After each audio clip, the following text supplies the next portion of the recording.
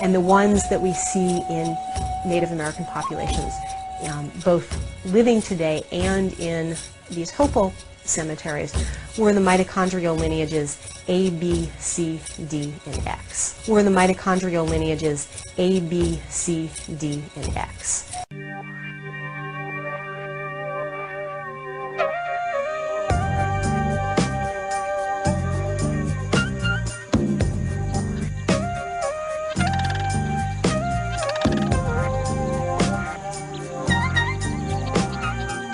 We are the Choctaw,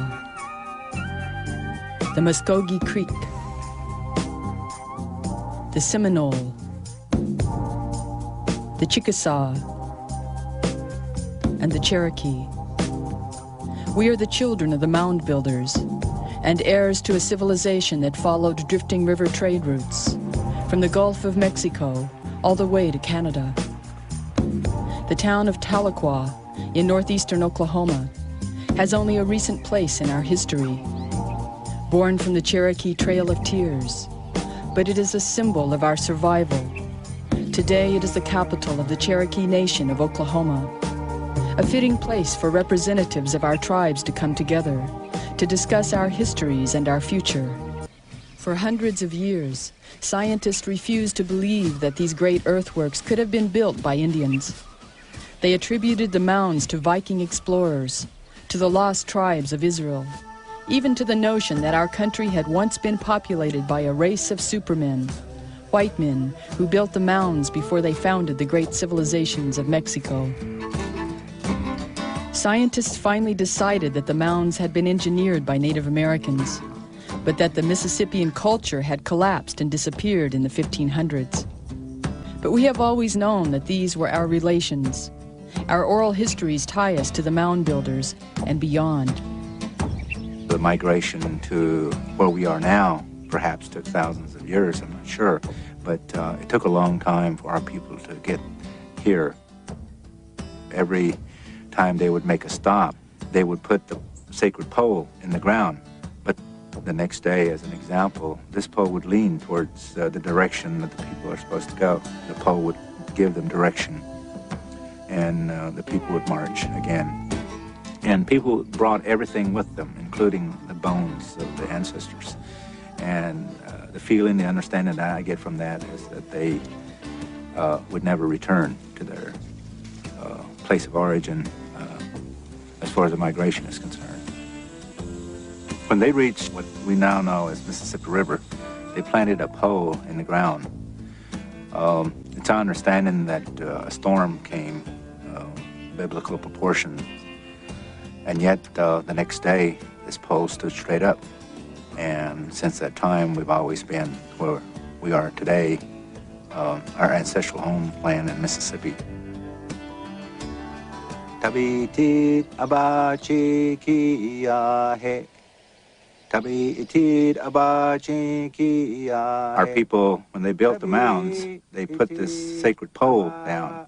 And the Spirit gave them this song, and as long as they sing the song, the sacred pole would always stand straight toward the heaven.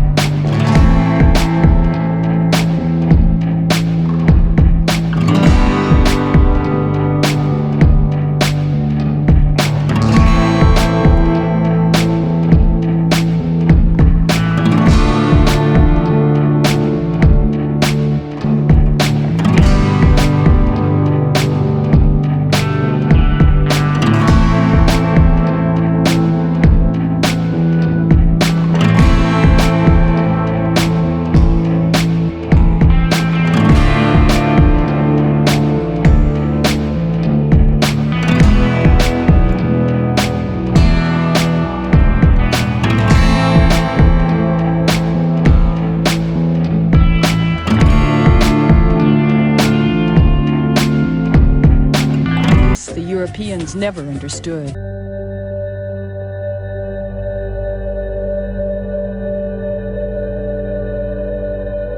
In Florida, a group claiming to be a Cherokee nation participates in a dance. In Alabama, people who call themselves a Cherokee tribe march in a parade. In Texas, a group who have declared themselves a Cherokee nation performs a ceremony. What these three groups have in common is that none are federally recognized. They are fraudulent Cherokee tribes, and they are just a few among many. In the last 30 years, many groups have emerged claiming to be an authentic Cherokee nation, band, or tribe. Although some of their members may have Cherokee ancestors, these groups are associations and are not legitimate tribal governments. Almost all of these groups misrepresent Cherokee culture. Some sell spiritual advice, non-Indian art, and non-Cherokee crafts. A few have tried to open casinos. Several groups have interfered with federal and state laws. Their claims of authenticity has led to confusion among the general public. Organizations and schools have been deceived. Government officials do not know if these groups represent real Cherokees. The number of these fake Cherokee tribes has been growing and now has reached over 200. Today, there are only 3 authentic federally recognized Cherokee tribes: the Cherokee Nation, the United Kituwa Band of Cherokee Indians in Oklahoma, and the Eastern Band of Cherokee Indians. For 500 years, the Cherokee people have faced overwhelming adversity, and it has been their tribal governments that fought the battles to retain and secure Cherokee rights and privileges. For many people today, it is becoming unclear who represents and governs Cherokees. Well, a tribe is a governmental entity that has an established, recognized government-to-government relationship with the federal government. Our relationship with the federal government is long, it's continuous, it's historically documented. There's only 3 Cherokee tribes in the United States, 2 in Oklahoma, 1 in North Carolina. That's it. The other tribes that have petitioned over the many years for federal recognition just haven't been able to meet the criteria. Some groups claim to be federal.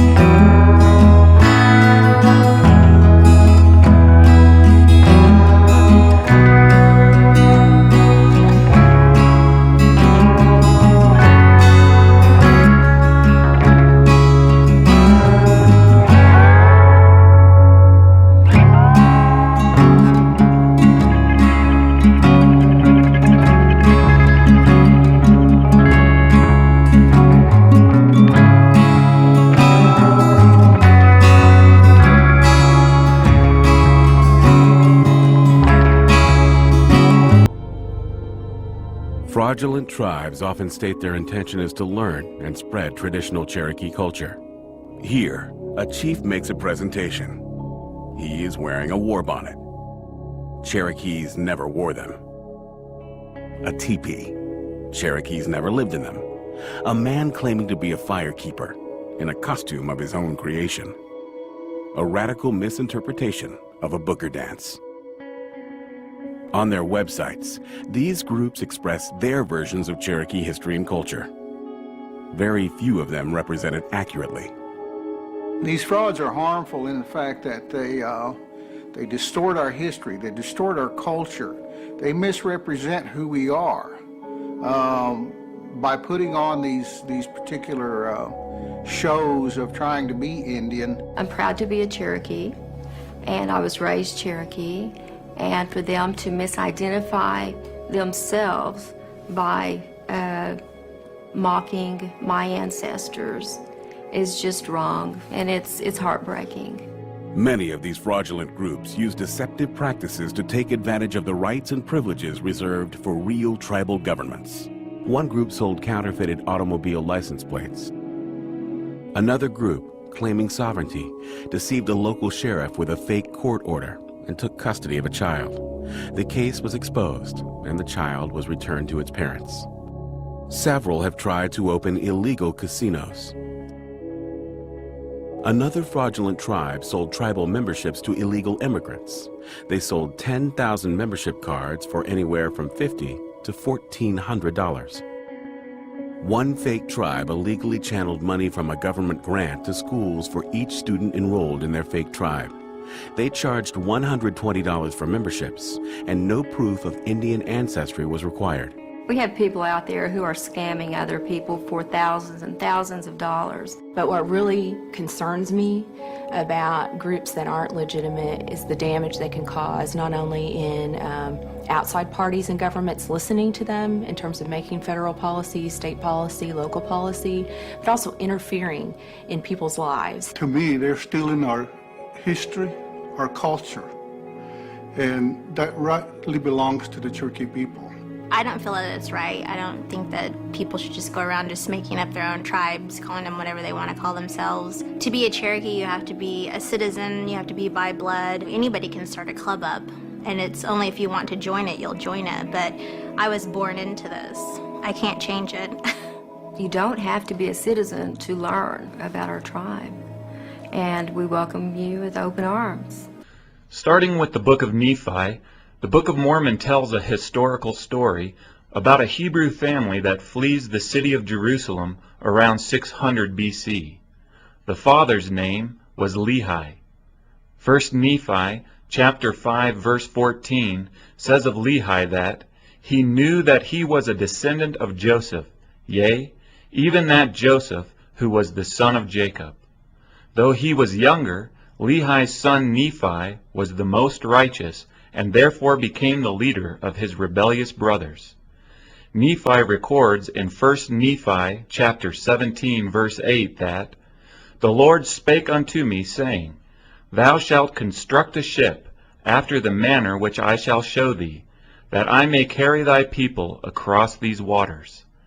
After the ship was completed, Nephi says, "We did put forth into the sea, and were driven forth before the wind towards the promised land." In verse 23, Nephi describes the final leg of the year-long journey. He writes, "After we had sailed for the space of many days, we did arrive at the promised land." The notes at the bottom of the page suggest that this Hebrew remnant landed in the Americas about 589 BC. Most LDS scholars have taught that Central America was the landing spot for Lehi's family. In the Americas, a division happened between Nephi and his oldest brother Laman. From this division, two separate nations emerged. Those who followed Nephi had God's favor and were called Nephites. 2 Nephi 5:21 describes the Nephites as being white and exceedingly fair and delightsome. The Book of Mormon teaches that the Nephites were a sophisticated people who grew into a large civilization.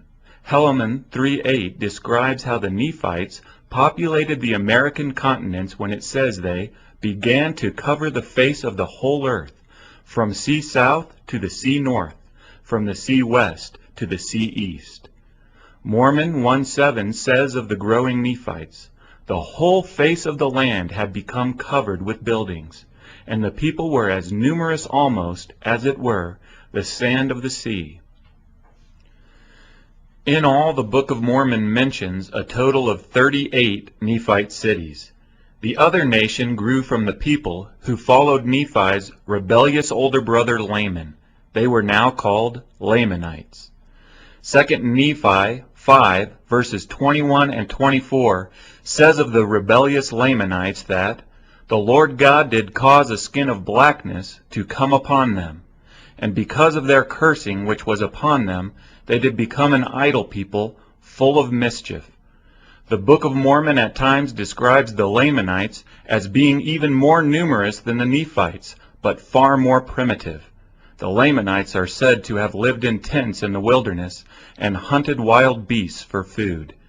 The Lamanites and Nephites fought against each other for centuries. By the year AD 326, the general of the Nephite army was a man named Mormon. In Mormon 6:2 he writes, "And I, Mormon, wrote an epistle unto the king of the Lamanites, and desired of him that he would grant unto us that we might gather together our people unto the land of Cumorah, by a hill which was called Cumorah, and there we could give them battle. In the final battle on the hill Cumorah, the Lamanites completely destroyed all of the Nephites.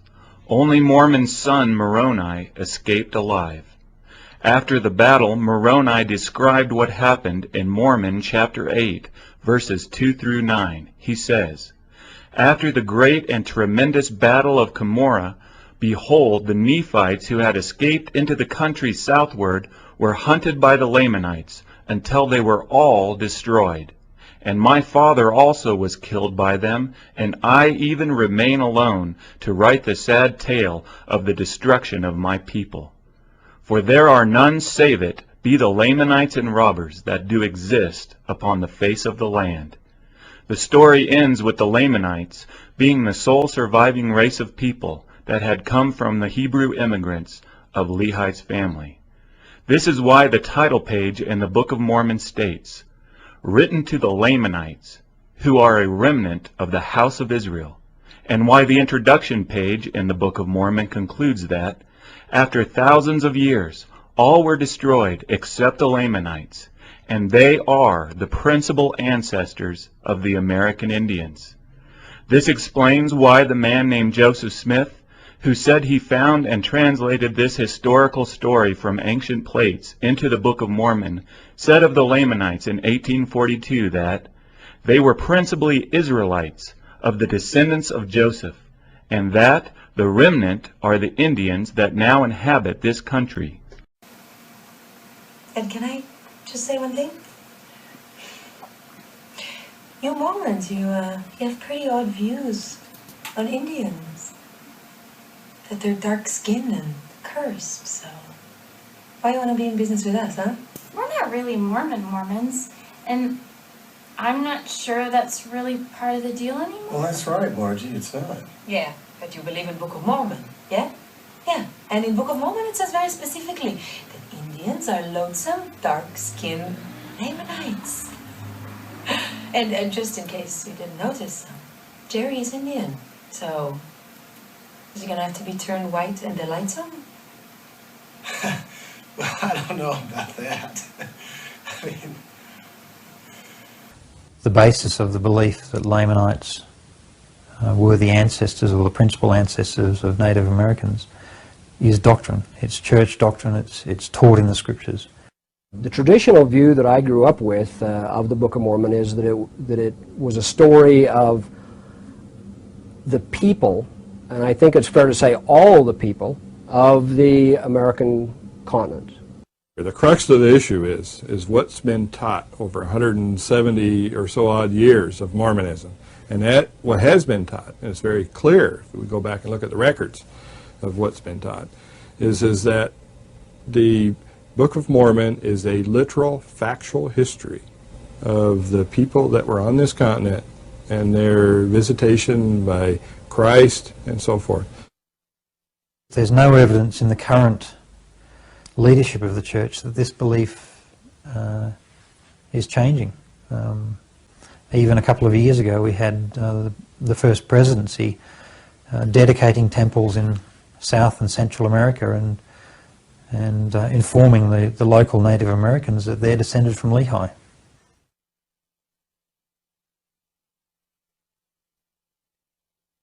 Recently, new inroads in the research on human DNA has allowed scientists to determine the relatedness of different populations around the world.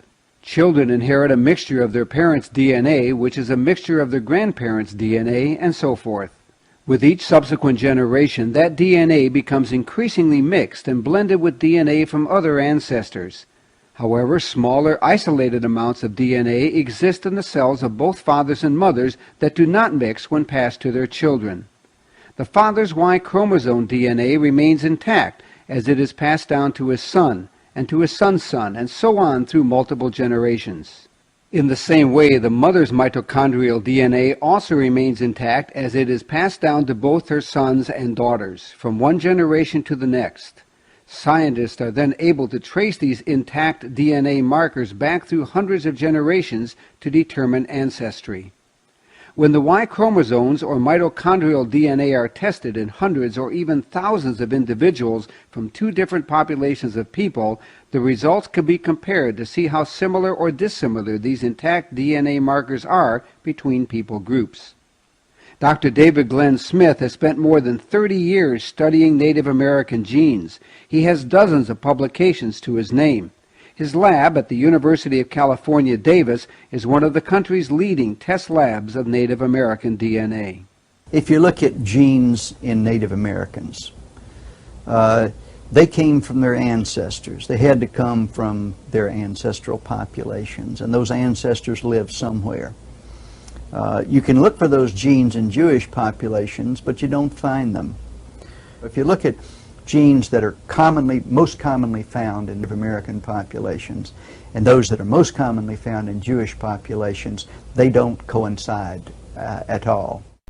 DNA consists of two intertwining strands, which are basically joined up chemicals called nucleotides.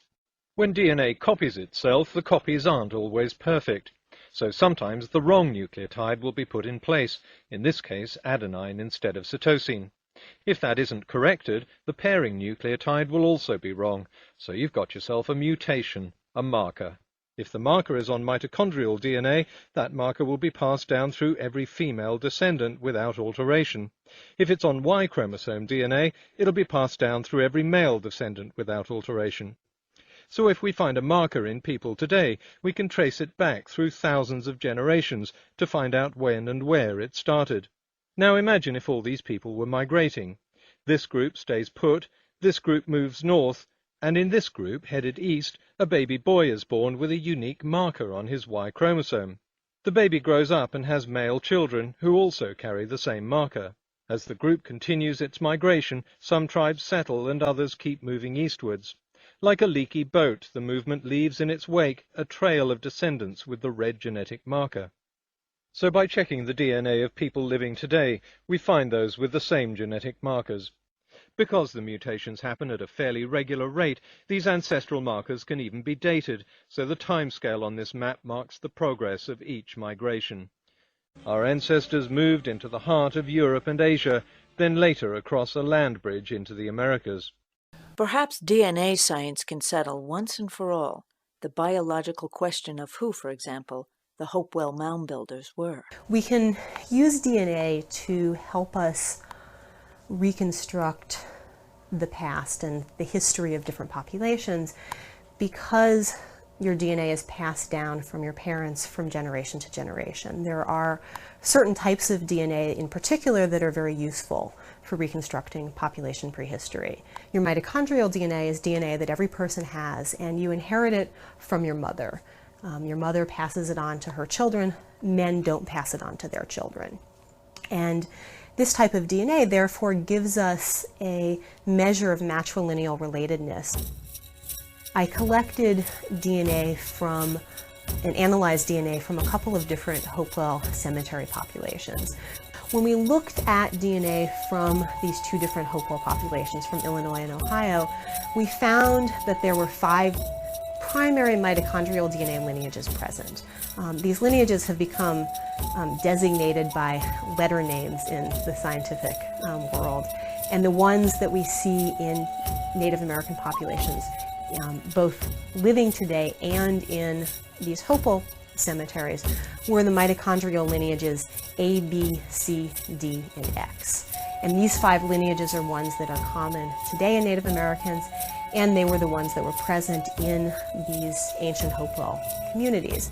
When we look at the distribution of haplogroup X in the Americas, we see that it's present in about 3% of all Native Americans, but it's more common in some populations. In particular, peoples who live in the upper Great Plains exhibit much higher frequencies of haplogroup X, sometimes up to 25 or 30 or even 50% in some samples that have been studied. This research, the genetic research that we've done, really conclusively proves that the same mitochondrial lineages are present in ancient Hopewell burial populations as we see in contemporary Native American populations. And that very clearly establishes the relationship between these contemporary Native American populations and the ancient Hopewell. DNA science apparently settles the biological questions of who these ancient, advanced Hopewell mound builders were.